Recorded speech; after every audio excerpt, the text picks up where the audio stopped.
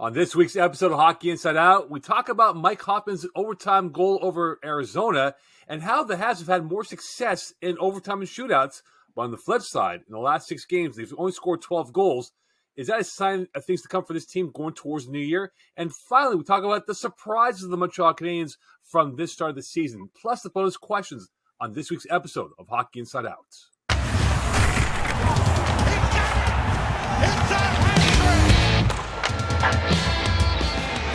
And welcome back into a new episode of Hockey Inside Out. I'm your host, Moe Khan, alongside Rick Green, Andrew Berkshire, and Jack Todd, who's replacing Stu Cowan. I think Stu's probably golfing in Tempe or maybe on the ski Alps of Denver. I don't know where he is right now, but Jack is in today for Stu Cowan.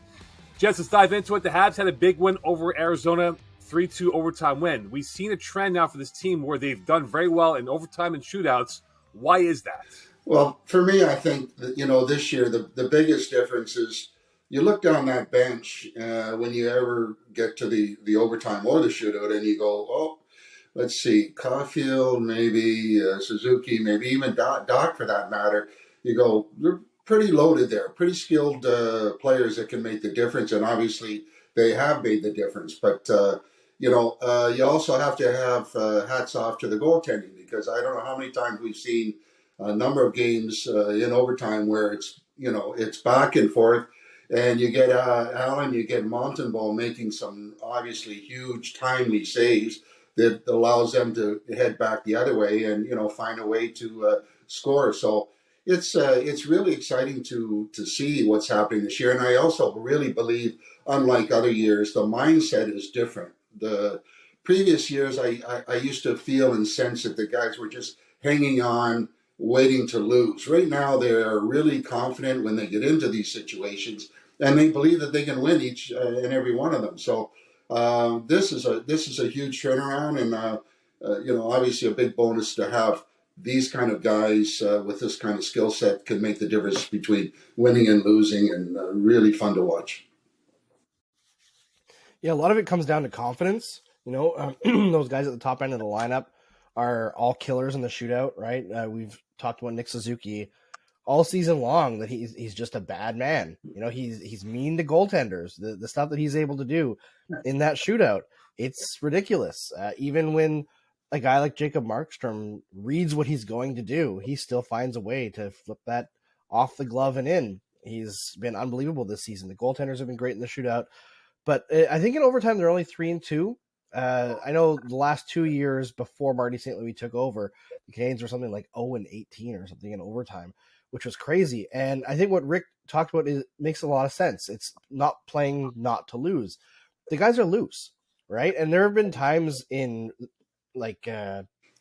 regulation time where this team has struggled, for sure. But when it gets to overtime, I feel like there's a relaxation that takes over on that bench, that they know they don't have to win, but they can make a mistake and lose and not have to worry about it, right? So they can take risks and play all-out offense when they see a chance.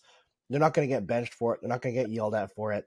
And that comes down to coaching, comes down to confidence of those young players, and throwing those young players into situations that they wouldn't normally see. Like we saw it last year when Justin Barron and Jordan Harris came up for their first cup of coffee, and Marty St. Louis threw them out in overtime. That never would have happened under Dominic Ducharme. It wouldn't have happened under Claude Julien either. And I don't think he was particularly awful with young players, but a player playing in their first couple of games in the NHL wasn't going to get a shift in overtime. So giving those guys confidence makes them able to come through in high leverage situations like that. But at the same time, going, I believe it's 7-2 in extra time so far this season. Some of that also is just random variance, right? Sometimes you get things going your way, and sometimes things go against you. Things could turn immediately in the shootout for the Canadiens, and they could go 0-5 in the next 5 chances. You just don't know. That's kind of the nature of these coin flip situations. Yeah, I agree with that. It is a coin flip. I think Suzuki kind of sets the tone. He's so confident, so smart wherever he is. And it's amazing. A guy that young, the confidence that he has kind of spreads to the rest of the team in those situations. And you have speed, you have young legs, you have energy still in the overtime where the 35-year-olds are maybe feeling a little gassed, and it's working out. I think it's it's a little more than just mathematics. They're really good now in the overtime. I wish some other aspects of the game would improve that much, which I'm sure we'll get to later. But no, it's fun to watch too. It beats the non-Golden Goal World Cup. It drives me absolutely mad to see a sport in which you score a goal in overtime, but it's not over. Like, come on already. I'm so glad the NHL went the way it did. I was going to bring up the point, guys. When you look at the personnel, right, they play with panache. They have that buccaneering mindset. Caulfield, Suzuki, Kirby Doc. You look at the back end here. They have that speed. And when you get to 3-on-3, if not in the shootout process, is this skill set is what we're looking for? Because the new age NHL, gentlemen, this is what we're looking at for these type of guys to win it on a whim and get you the full 2 points, whether it's an OT or the shootout process. So I think Martin St. Louis has brought the idea. Listen, guys, when you have the puck, let's go. And when you see in overtime, these guys go. I mean, they are great skaters. They are entertaining to watch, and they can go up and down on offense and defense in a flash. And this is a huge, huge advantage to a team that has the ability and mobility of the group that they have that can make things happen. And if you watch them go, once they have the puck, everybody's involved and nobody's sitting back waiting to see what the opposition is doing. They're on a mission to make the difference in finding a way to score, no matter who it is, whether it's a guy in the blue line or, well, if you want to call a guy on the blue line, they're just all involved, and it's they have one direction. That's let's go for it. Well, I noticed that they also activate their defense in 3-on-3 more than some other teams do, right? Like everyone has all three players involved, but the Canadiens have, like, remember a few games ago, I mean, I guess it was over a month ago now, Caden Gooley was like forechecking on 3-on-3 and then pulled a power move behind the net to try to like go through a defender and like wrap around essentially through a defender. Moves like that and allowing your defenseman to make those confident plays way away from their own net, it just changes the dynamic, right? And if you've got Gooley down near the net and Caulfield and Suzuki out in empty space, right, where they can receive a pass, where they can jump on a rebound, it just creates a different kind of dynamic that's much harder to defend and kind of breaks up the more defensive style that we've seen come towards 3-on-3 over the last year or so.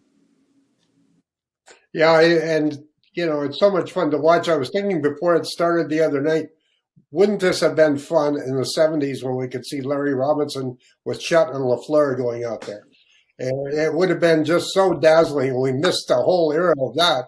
But these guys are close to giving us something like that. And you could seem to be able to put anybody out there of his bunch of young greyhounds he has, and the effect is the same. And it goes back every time. It goes back to up here.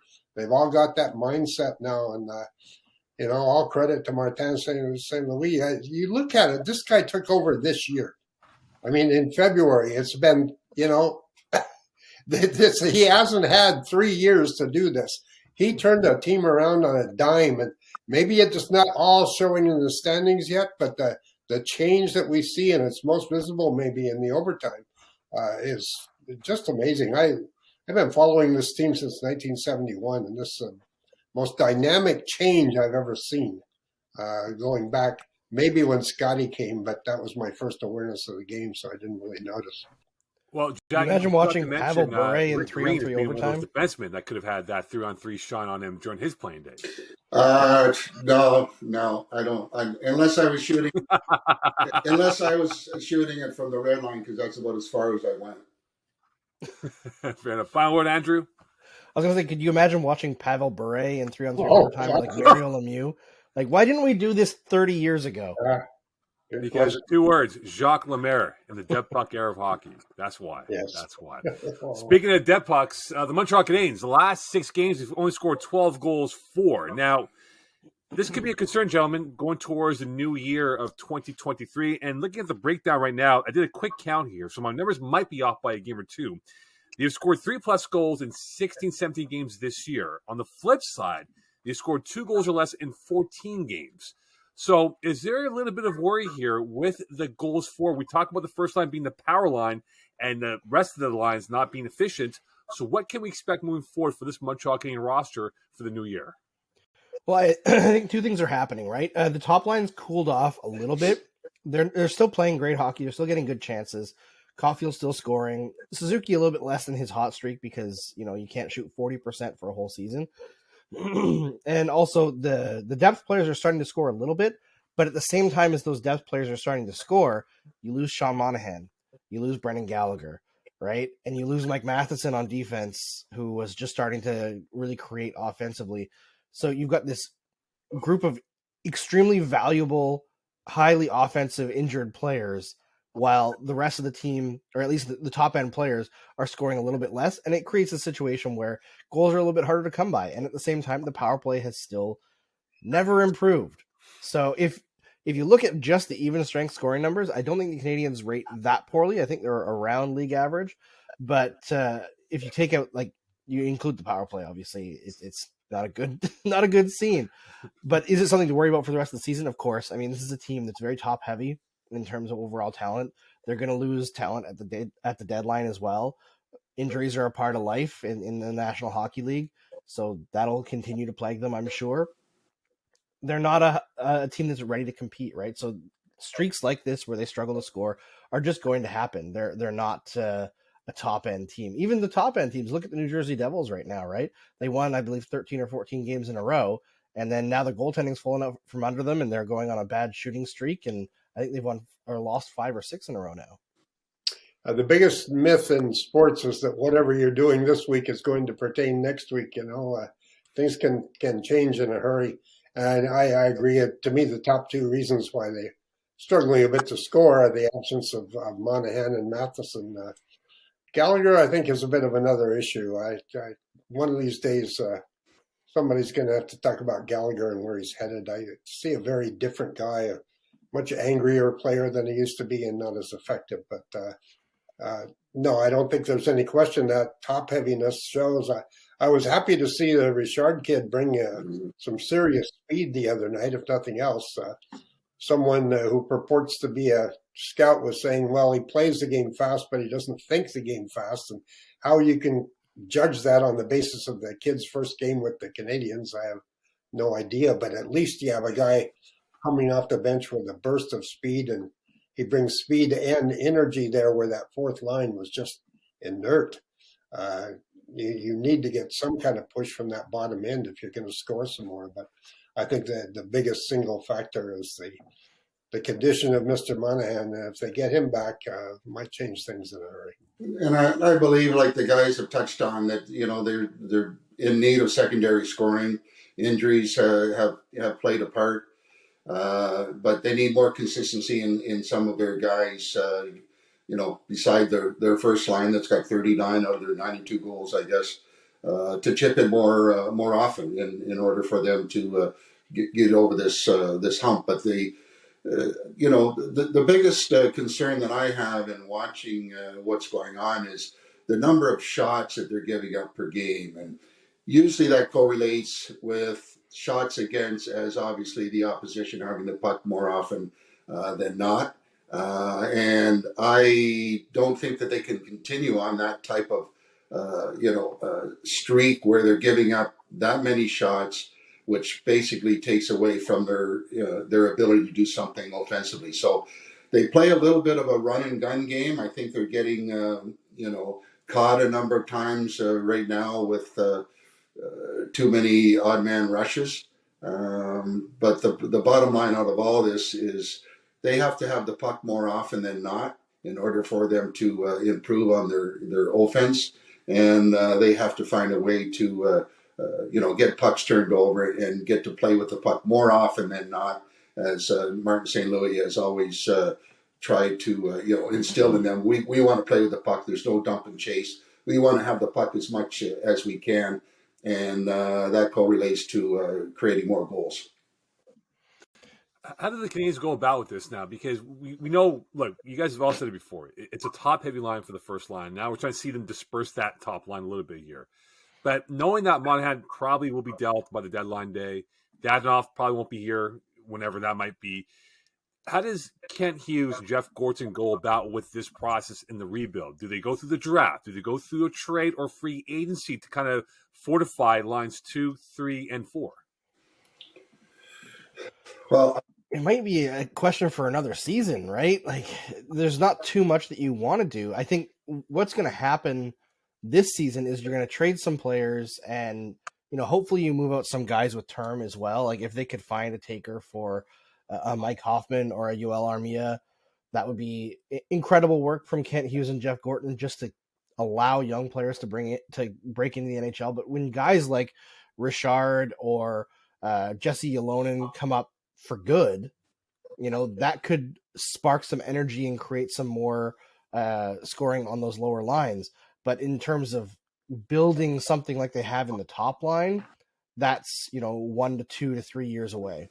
Yeah. And I think the phone, as the season progresses, the phone starts to ring a little more often with teams that are looking for certain ingredients to add.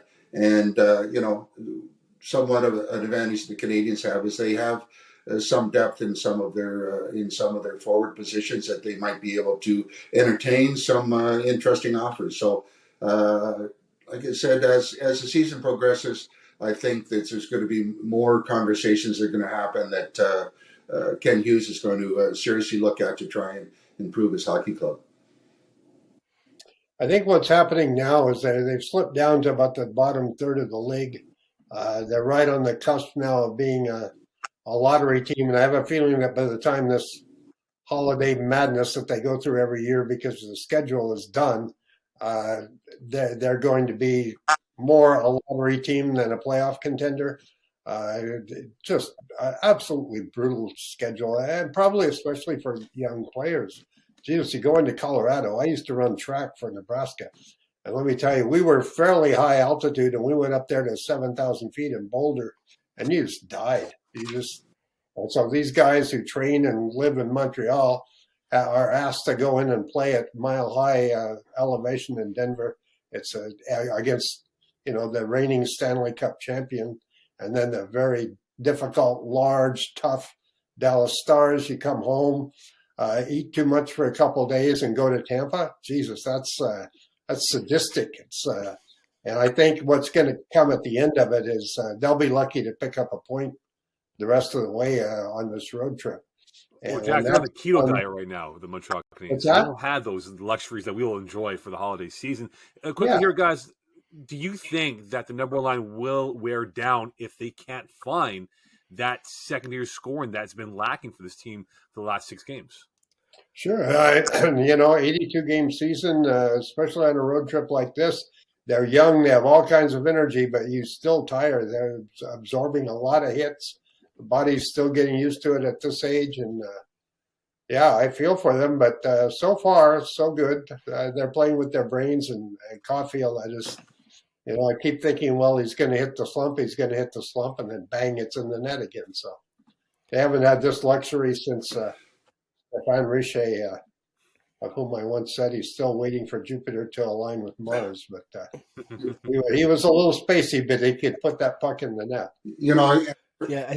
Go ahead. Sorry, no, I was just going to say, the kind of personality that they have, like in a value. You mentioned the guy, Richard.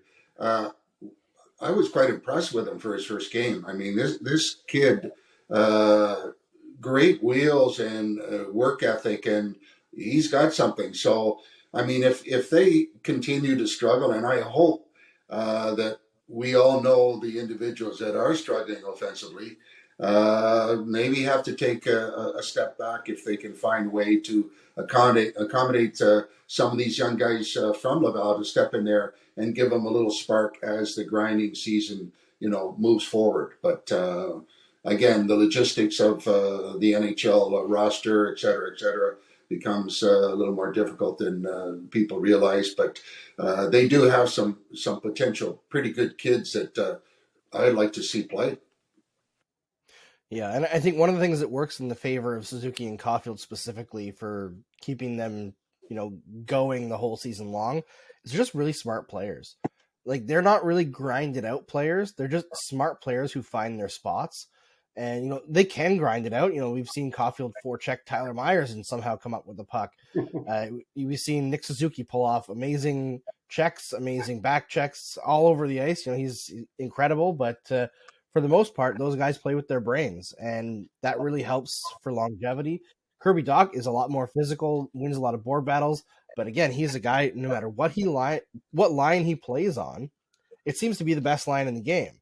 So again, shows no real signs of slowing down. And if anything, I think Kirby Dach is starting to build a little bit of his goal scoring prowess up. His shooting is coming back a little bit after deferring a little bit too much to Suzuki and Caulfield. So maybe we'll see, growth in some areas, and they'll be able to stay consistent all season long. But eventually, the guys lower in the lineup do have to start scoring. As much as he is maligned, I'm sure that eventually Yoel Armia will pot one goal this season. He has scored before in the NHL. It hasn't disappeared out of his system entirely, I'm sure. And, Mike Hoffman has been decent since Marty St. Louis finally got him going, finding a nice line combination that works for him. There's other guys in this lineup that can do a lot more. And Christian Dvorak, right? He's getting going a little bit too. Eventually, that stuff will even out a little bit. Well, for the Montreal Canadiens, we'll find out what they do. They're in a 7-game road trip as we speak, going towards the new year, and maybe they'll find that goal-scoring edge with lines 2, 3, and 4. We'll find out. They got a lot of goals early in the year. Right now, it's kind of dried up. We'll see what they do moving forward. On to the final question here on Hockey Inside Out. What has surprised you of the Montreal Canadiens season so far, gentlemen? There's a lot that's gone right and some that's gone wrong, Jack Todd. Well, I don't think I'm going to surprise anyone with this one. The biggest surprise has been Arbor Xhekaj. I don't think there's the slightest doubt about that. The guy's been terrific. He's huge. He's incredibly strong. He has a shot. He hits. He fights. He helps the power play when he's out there. It's incredible. And you need this, since Hughes and Gorton took over, I think I've written several times that they're doing everything right.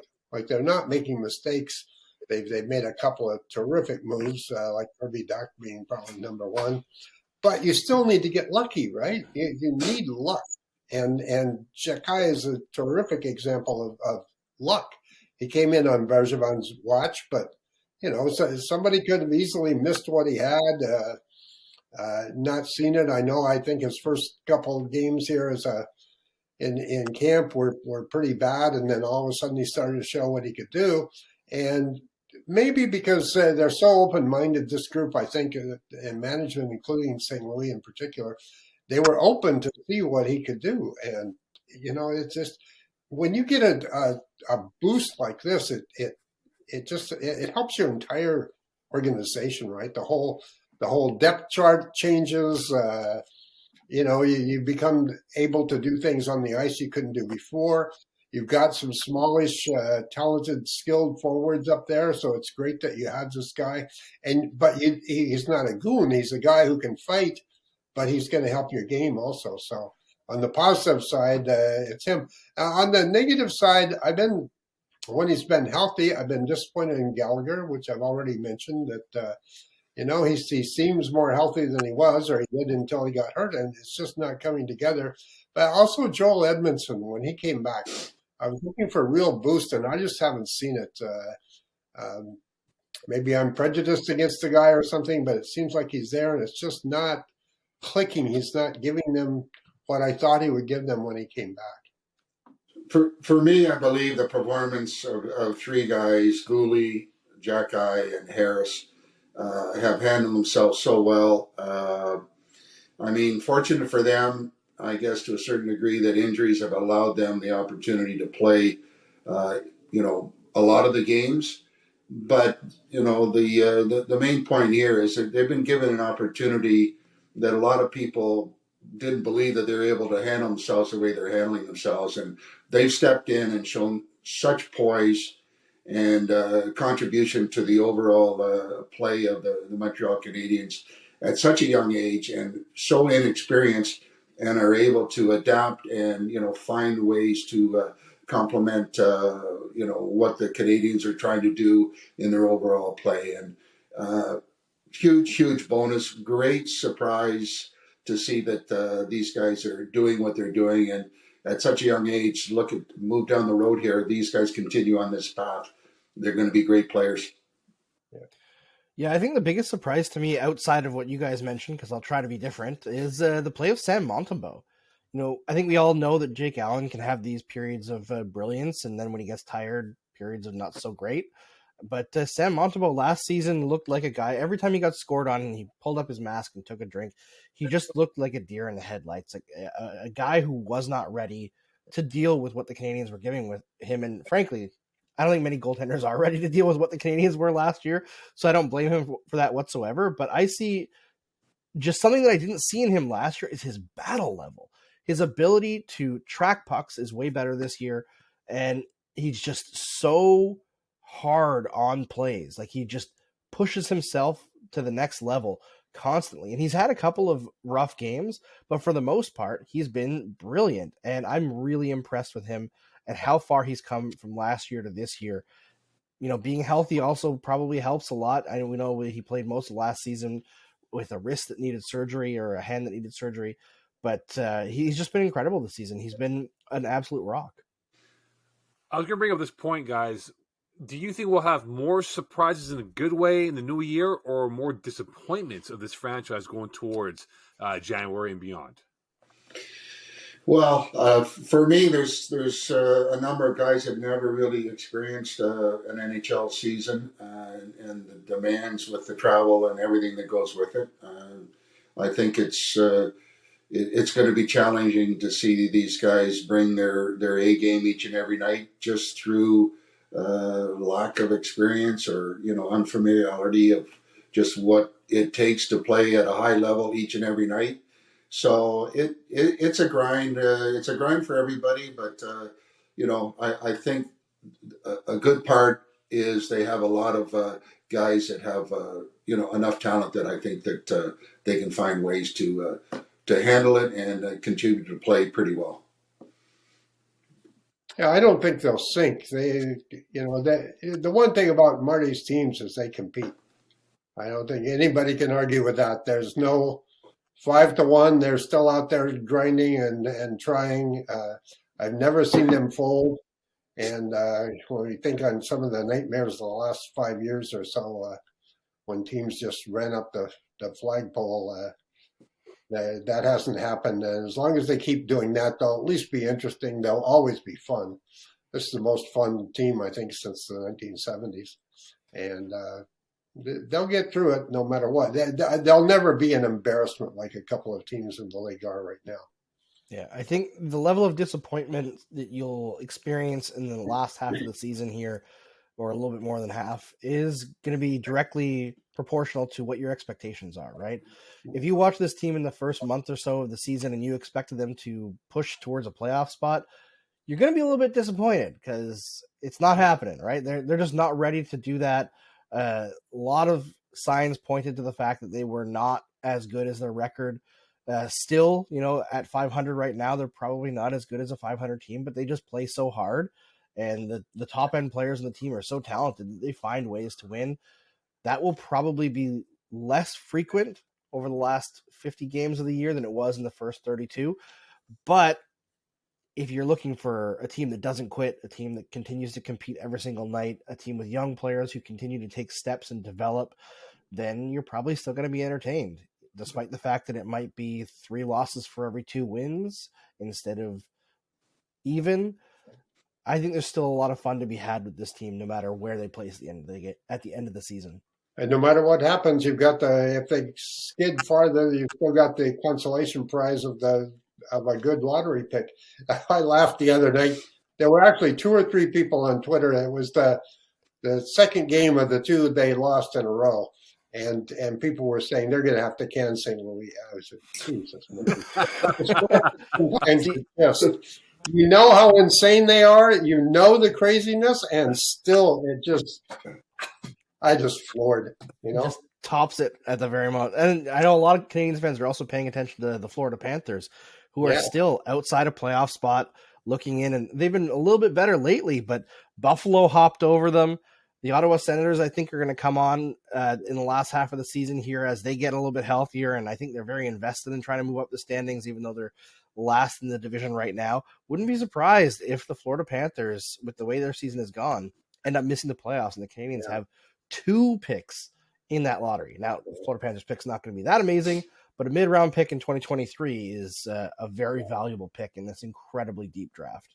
Well, for the Montreal Canadiens, guys, they got the 15th win on December 19th, right, through 32 games. Last year, their 15th win came in Game 56 against Edmonton. So now, what we're going to bring up here quickly, guys, is that the team that's held the first overall pick the previous year, on average in the last 10 years, have had about 77 points per year. So the Habs are on pace to go over 80. So would you be more surprised if the Habs hit 80-plus points or not have a top 5 pick in the draft in late June?